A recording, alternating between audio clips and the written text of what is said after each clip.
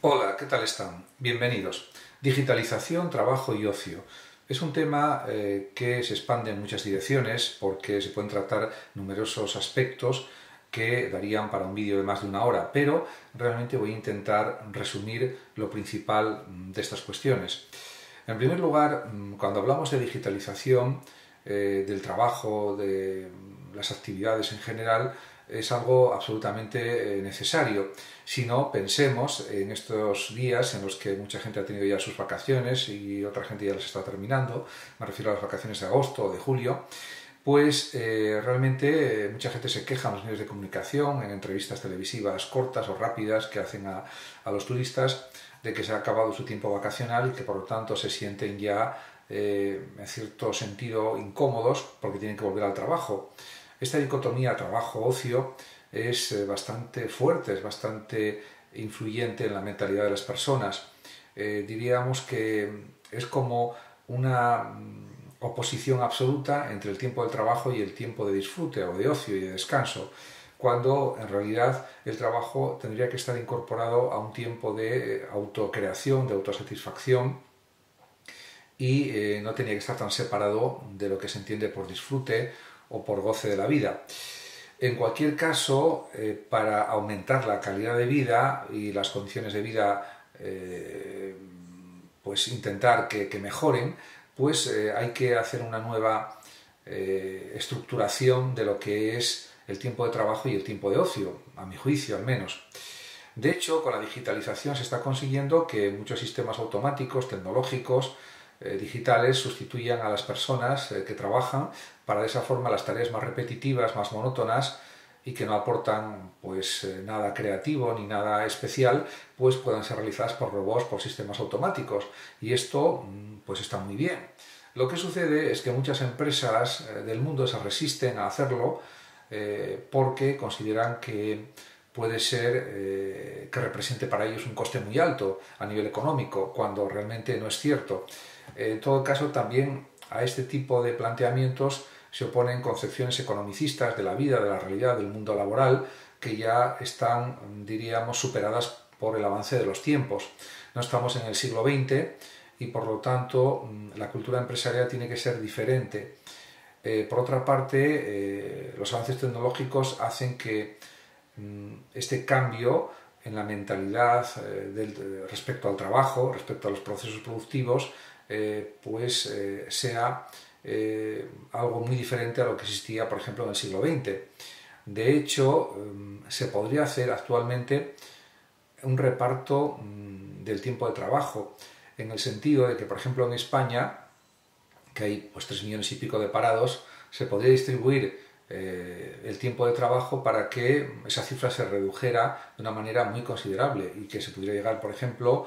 a un nivel de paro estructural que sería alrededor del 5%, que supone que hay personas que están dejando de trabajar, cambiando de trabajo, y entre que cambien de trabajo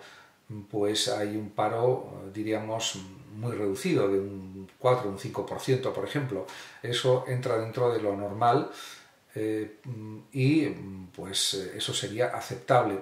Lo que no es aceptable es que haya una tasa de paro en España del 13% o más. Eso nos sitúa por debajo del nivel de paro de los restantes países europeos, por lo menos los que pertenecen a la Unión Europea. Todo este tipo de cuestiones se está comentando de forma constante en los medios de comunicación, en los periódicos, en la radio, en la televisión, pero al final no se toman medidas por parte del gobierno para evitar este tipo de situaciones, o las medidas que se toman no son suficientes en cualquier caso. Hay otro gravísimo problema, que es la precarización del empleo. Hay muchísimo empleo precario en España y en otros países del mundo, prácticamente en casi todos, podríamos decir. Y en ese sentido, ahí la labor de control del gobierno es especialmente importante, porque lo que no puede ser es que se contraten personas para trabajar, yo que sé, 3 horas a la semana, salvo que sea una cosa imprescindible, o que realmente no se respeten los horarios de trabajo. Si un trabajo tiene que ser con un límite máximo de horas de 8 horas, el trabajo no tiene por qué emplear 9 o 10 horas u 11 horas o incluso más. Está el tema también de las horas extraordinarias, que no se respetan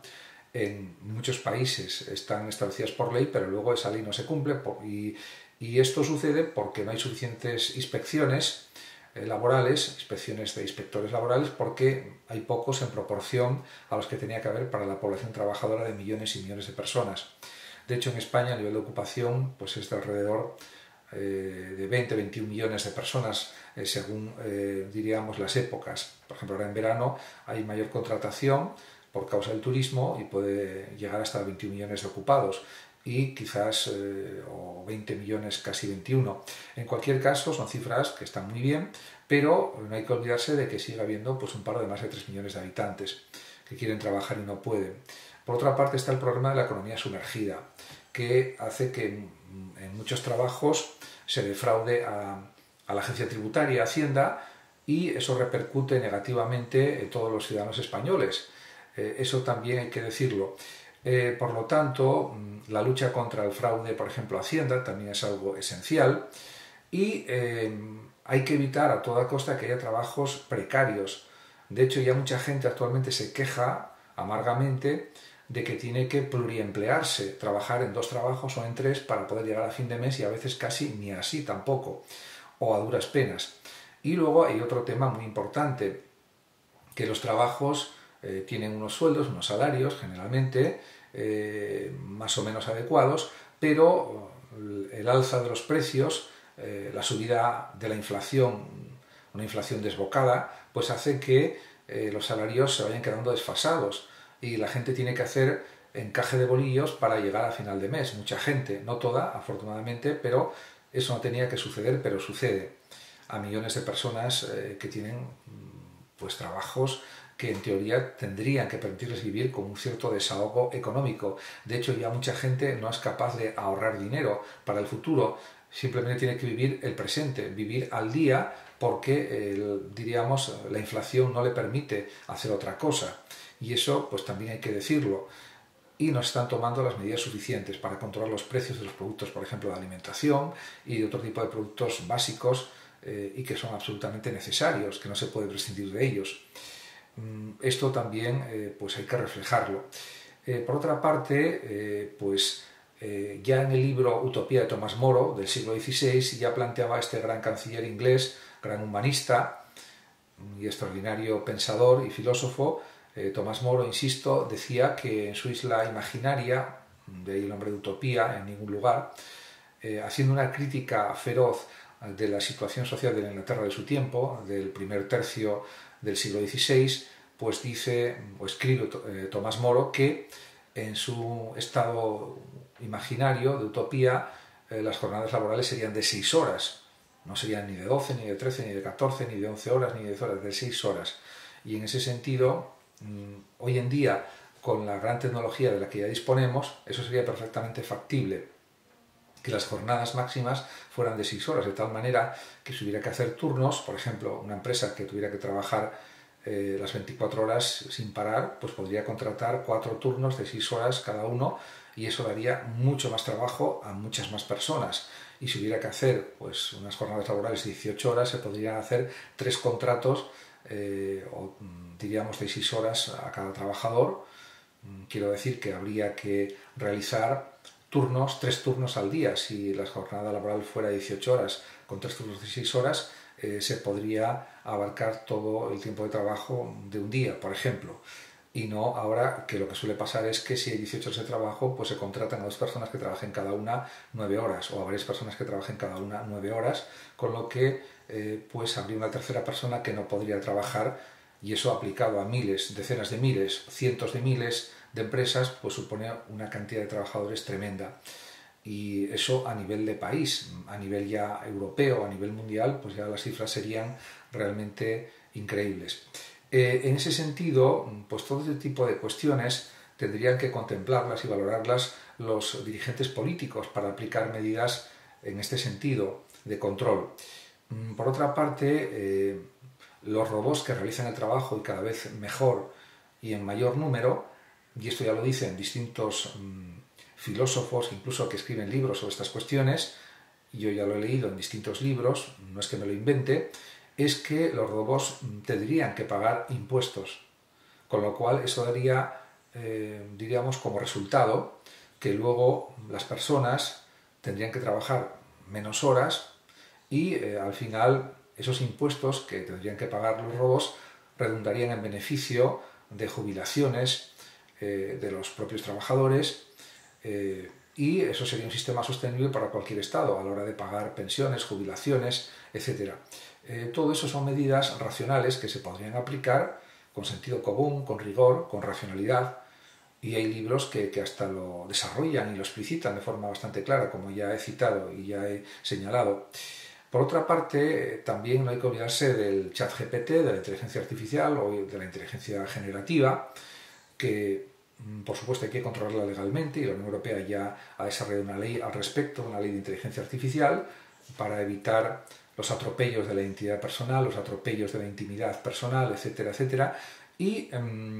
esa inteligencia artificial puede facilitarnos mucho la vida, hacer que la vida sea más cómoda, que tengamos más productividad, pero la productividad debe pensarse en relación sobre todo con estos robots, con estas máquinas, con estos sistemas de inteligencia artificial, para que las personas puedan dedicar su tiempo de trabajo a otras cuestiones más esenciales, más importantes, y sobre todo sin el agobio de llegar a unos rendimientos de productividad extrema. Y esto pues es algo también que hay que decir. Por otra parte, últimamente, desde hace ya unos meses, un año o dos aproximadamente, sale bastante en los medios de comunicación, sobre todo en periódicos digitales, en periódicos de papel, especialmente, aunque también en otros medios de comunicación, la cuestión de la jornada semanal, cómo se tiene que reestructurar precisamente para hacer compatible la vida laboral con la vida personal, lo que se denomina la conciliación. Es verdad que hay leyes, normas que están en la línea de potenciar la conciliación familiar, personal, por ejemplo, en el caso de personas que tienen hijos y que puedan cuidar a sus bebés, por ejemplo, tanto el hombre como la mujer, etc. Eso está muy bien, pero se puede ir más allá. Se puede pensar que precisamente hay dos alternativas fundamentales: que las personas trabajen no de lunes a viernes, o por ejemplo, que ahora es lo más habitual, incluso el sábado ya está dejando de ser día laborable en muchos trabajos. Las dos alternativas serían trabajar de lunes a jueves o de lunes a miércoles. Yo creo que la mejor, sin duda, es de lunes a miércoles. Lo que sucede es que, a diferencia de lo que decía Bill Gates u otros, no se trata de trabajar más cantidad de horas, menos días, porque al final estaríamos lo mismo. Habría una sobreexplotación en el trabajo y las personas llegarían fundidas, cansadísimas, por ejemplo, el jueves o el miércoles, y no podrían disfrutar de viernes, sábado, domingo, o jueves, viernes, sábado y domingo, como días libres para hacer lo que uno realmente desea en toda su amplitud, en la medida de lo posible, lógicamente, de acuerdo con los intereses y gustos de cada uno. En ese sentido,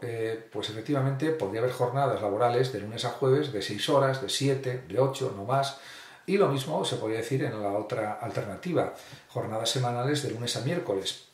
Trabajar de lunes a miércoles 6, 7 u 8 horas cada día, y de esa manera luego tener libres totalmente jueves, viernes, sábado y domingo, 4 días que se podrían aprovechar para hacer otras actividades creativas, diferentes, para viajar, para conocer otros países, etcétera, etcétera. En ese sentido, esto garantizaría una vida realmente mucho mejor para todos, porque no tendríamos que esperar a la jubilación, o la gente no tendría que esperar a la jubilación para poder hacer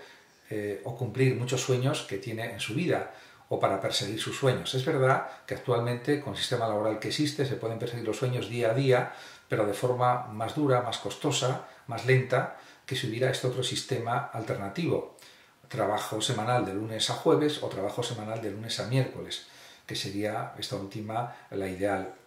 En cuanto al tema de la jubilación, en vez de aumentar la edad de jubilación, tendría que ser voluntaria a partir de los 60 años, que todo el mundo se pudiera jubilar a los 60 años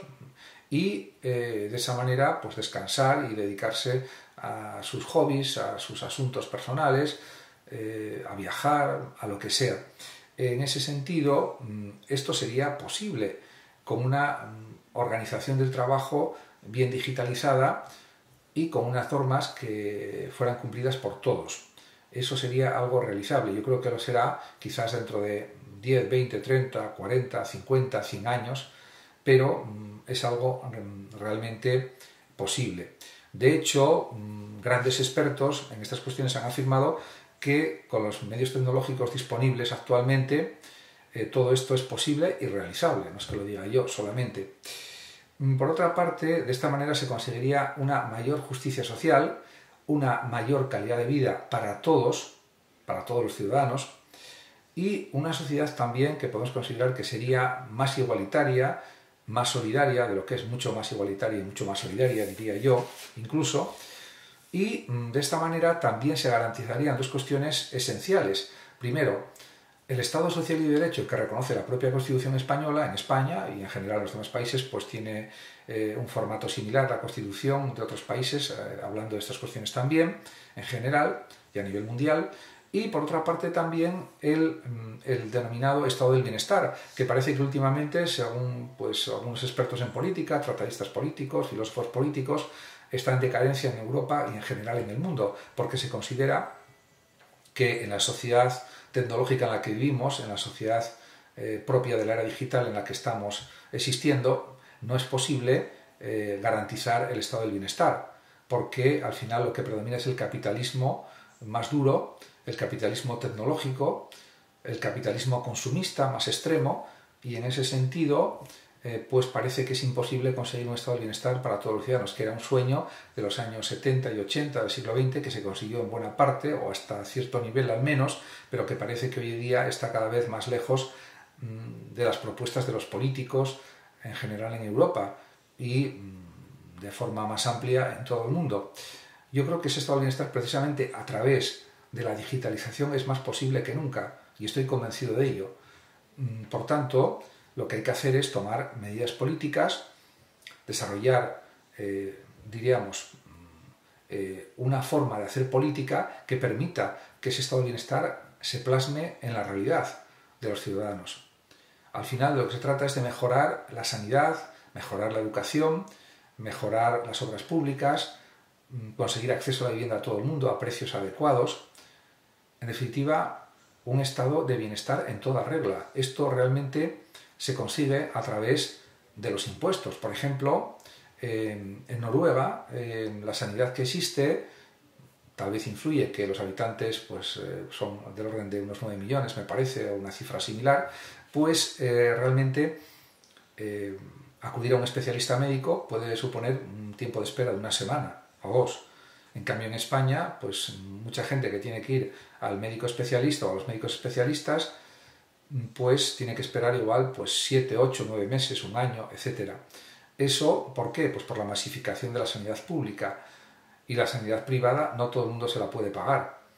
Aparte que también hay que pagar muchas operaciones y muchas pruebas en la sanidad privada, aunque se pague un seguro médico, sanitario, privado.